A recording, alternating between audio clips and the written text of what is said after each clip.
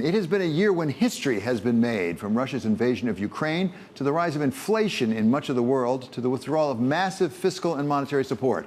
Former Bank of England Deputy Governor Paul Tucker takes us through these issues against the backdrop of history and political philosophy as well as economic theory in his new book, Global Discord, Values and Power in a Fractured World Order. And my friend and colleague, Larry Summers, joins us now in welcoming Mr. Tucker to Wall Street Week. So thanks for coming, Paul. It's a fascinating book. I recommend it to everyone. We can't go through it all, unfortunately, because there's an awful lot in there.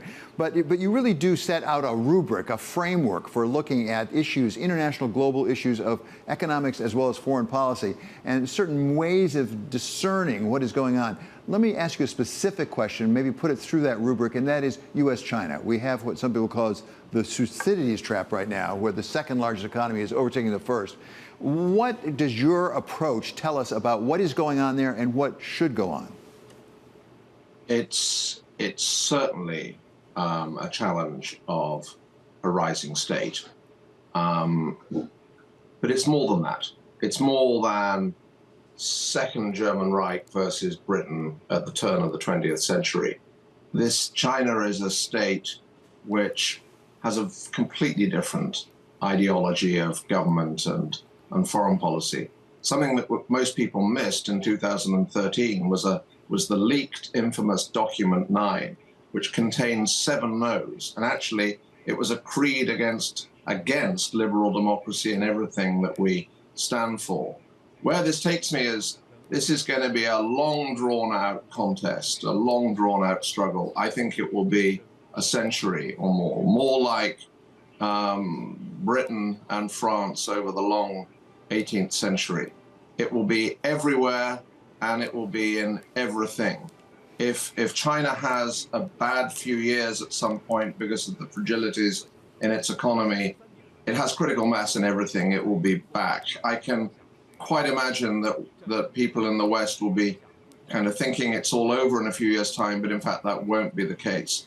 What it means for policymakers is that we can no longer live in a world that both Larry and I inhabited in different ways, where policy can be approached in silos. A concrete example of that would be, at the moment in the United States, there's a debate within the Beltway about the debt ceiling. This is a foreign policy issue. Were the US somehow to find itself in technical default, this would be a blow not only to its international prestige, but a blow, perhaps a small blow, but a blow nevertheless to attitudes around the world to the dollar. And yet the dollar is actually integral to the capacity of the United States to provide a security umbrella for my part of the world in Europe and for East Asia. Let me start by just congratulating you on your book. Keynes famously said that policymakers are distilling the frenzy of past academic scribblers. You are the rare policymaker who goes on to become an extraordinary academic scribbler. Say something, if you would, about, as you think about in this philosophical way you lay out in your book, give us a lesson from something you think that if policymakers had understood all that you say, they might have acted differently in the past. And after you do that, we'll get to a warning for the future. Okay, and thanks, Larry. That's very generous of you. An example would be the terms of China's entry into the WTO, the World Trade Organization, given the design of the WTO. So the point I'm going to make marries 2 principles. One is we should avoid wishful thinking, and the other is that we shouldn't just think it's a matter of state survival. This is a matter of survival of our way of life and therefore of our values. So the case about Chinese state-owned enterprise subsidies to exports a decade ago now was explosive between Beijing and Washington, because Beijing was providing subsidies to exports via state-owned enterprises, but the appellate body of the WTO decided that actually they weren't public policy bodies and therefore it wasn't against WTO rules, and therefore the US couldn't raise tariffs in response. The problem with this, deep down, was that what one would expect ordinarily is that in those circumstances, the case is decided, it's bad news for the US, in some respects it's bad news for Europe, but Washington and Beijing then go to the bargaining table, perhaps with Europe there, perhaps with Japan and others there, and they reach a kind of accommodation where they both give a bit, and that becomes the new norm that is reflected in forward-looking policy for the WTO. But that's impossible, because every single member of the WTO has a veto. So the problem with the WTO is that its basic design assumes that the people that drew it up were drawing up the perfect contract, and that the judicial body of the WTO would interpret it in an essentially classical liberal way forever, and that didn't happen.